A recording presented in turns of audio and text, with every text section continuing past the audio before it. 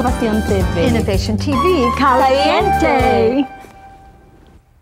Welcome to our inaugural show, Innovation TV. Innovación TV. And we are your co-hosts, Christina Andrianopoulos. And Arlene Garcia. And we are so honored to be able to launch this brand new show that showcases the Latin community.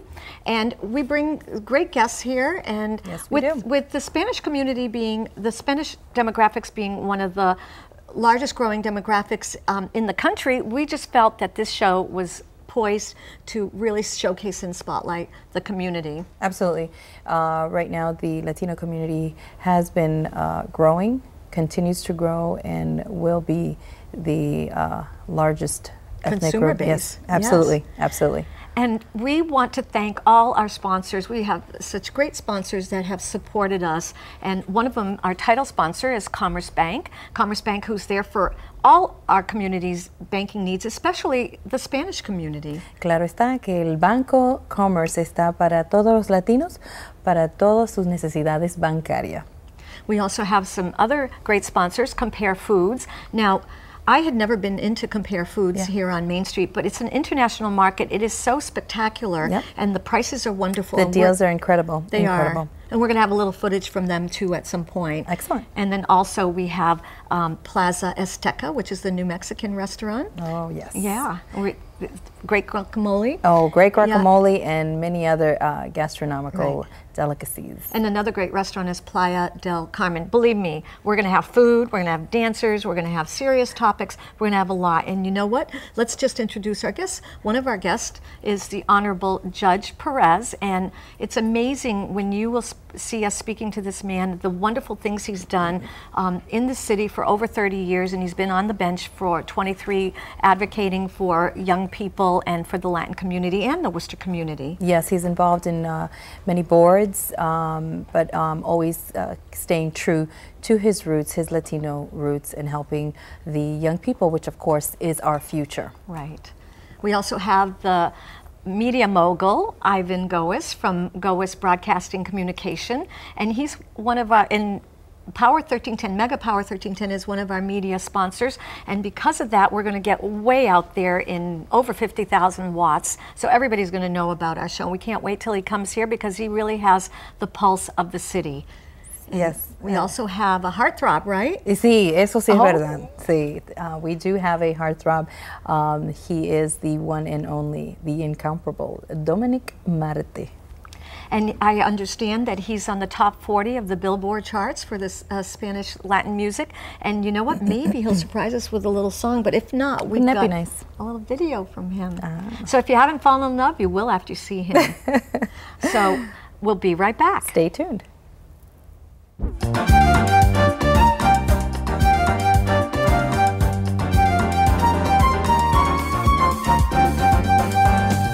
Welcome back. Bienvenidos. And now we're so lucky to have the Honorable Judge Luis Perez here. He's a busy, busy man, but he is here, and we're thrilled to have you here this evening. How are you, Judge? I'm doing fine, and congratulations on behalf of the Latino community to have a program about us. It was about time that somebody did something for us. Oh, well, thank you so much for saying that. That means so much. Absolutely, absolutely. Yes, great. I want right away to get into a little bit of your background now. I understand that you were the first Puerto Rican family to arrive on our doorsteps. We were one of the first Puerto Rican families. There were other Puerto Rican families that arrived around the mid-1950s.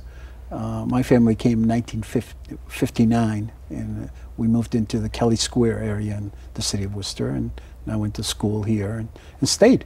I've been here over 50 years. Wow, and you are a judge, and you've been a judge for how long?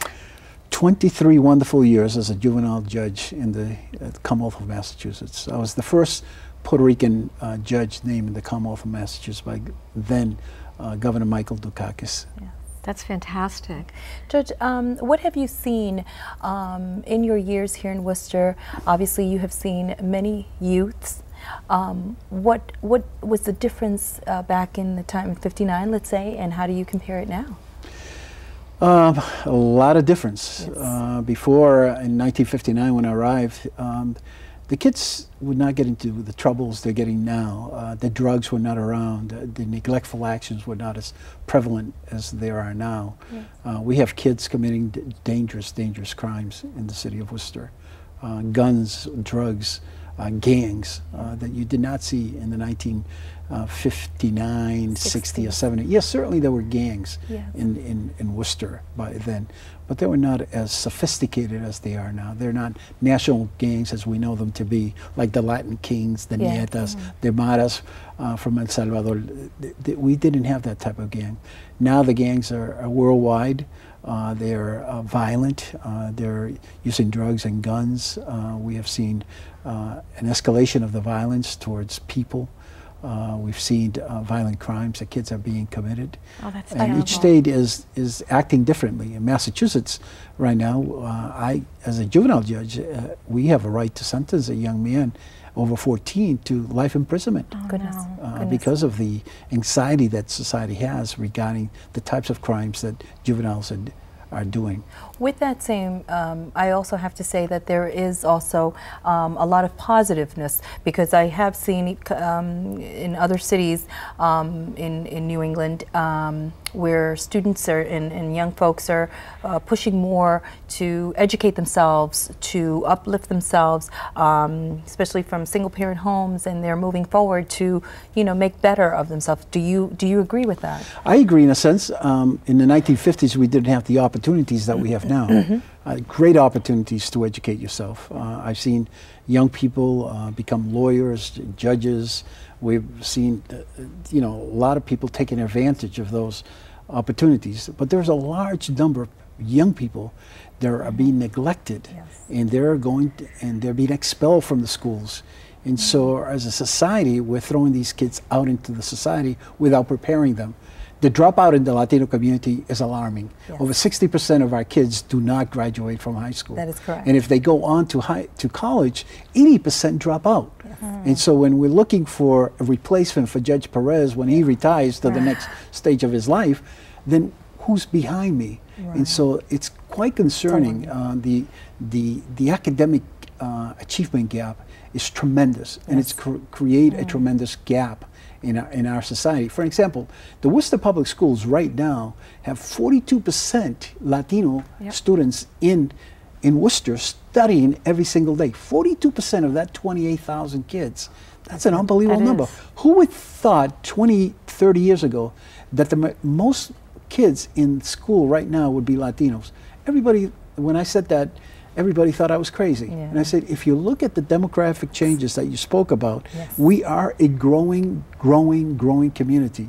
And yet, the political aspect of this is not taking place. We do not have any political candidates in position in Worcester. Now, certainly we have in other cities and towns, but Worcester is concerning because we don't have a city councilman, school committee, representative, or congressman, and that's concerning. We have to prepare our young people so they can be able to take that future ahead of them, so they can be our future, because they're going to be productive citizens. Based on what you said, there is the reason why we're launching the show, so that we're showcasing the best of the Latin community, but we're also going to bring situations and issues up so that we can make some changes. And when you are in a network television, that's how you're going to do it, when you bring it up to us. So we're glad we're doing that. Now, we could be sitting here and talking to you for the longest time. You've done some great things for both education, for juveniles, for Central Las Americas. You were involved with helping set that up, and then with Congressman McGovern, you set up other initiatives and programs as well for college students, Latino education. That's right. We established the Latino Institute at Worcester State College to look at education achievement gaps. We started Central Las Americas with Father Bafaro in the city of Worcester to be able to have a place for us so we can come together, as you're doing the show, to talk about the issues that confront us. And so we've done marvelous things in the city, but we still need a long way to go.